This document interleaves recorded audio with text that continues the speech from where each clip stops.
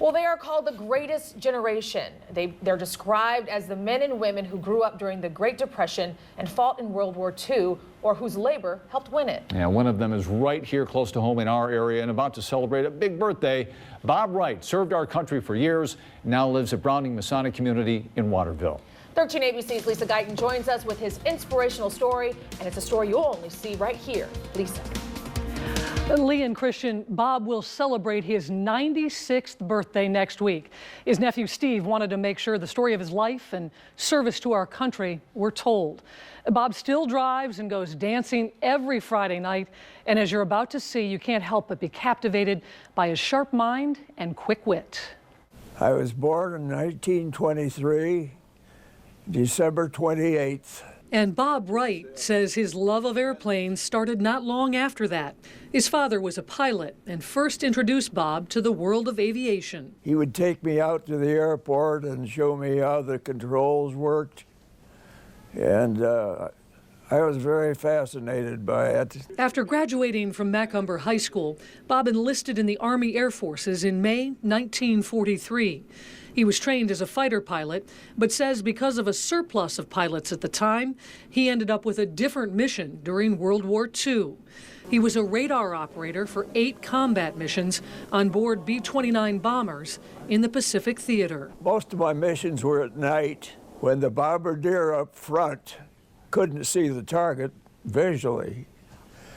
I could see it on my radar scope, and I would call that information over the intercom to the bombardier to set in the bomb site to bomb by. That's what I did. Bob and his late wife love dancing, something he still does once a week. He even showed us a few steps today. I feel just like I did at 25, we'll say. So what's Bob's secret to a long and happy life? He says he followed in his mother's footsteps and became a vegetarian.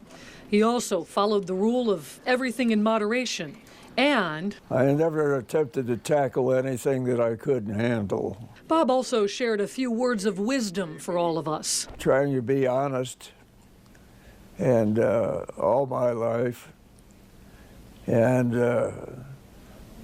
making some mistakes and correcting them, and teaching others the same. Mayor Lori Brody of Waterville recognized Bob today for his service with a proclamation. And I just want to thank you for your service. Bob is one of a number of World War II vets living here at the Browning Masonic Community. And we really take the opportunity to try to learn that living history because we realize that this greatest generation is beginning to pass away, and we don't want to forget the lessons that they have taught us. So we're really thankful again for that opportunity to hear these stories every day.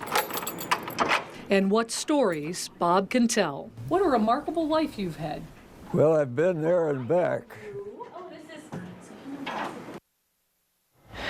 After the war, Bob became a contractor. He was also in the Ohio Air National Guard and retired as a captain. He spent 40 years teaching others to fly. On a side note, his last flight was just a few weeks ago with a friend, and I had to ask if Bob has a connection to the Wright brothers. He said he thinks they're shirt-tail relatives. Reporting live, Lisa Guyton, 13 ABC Action News.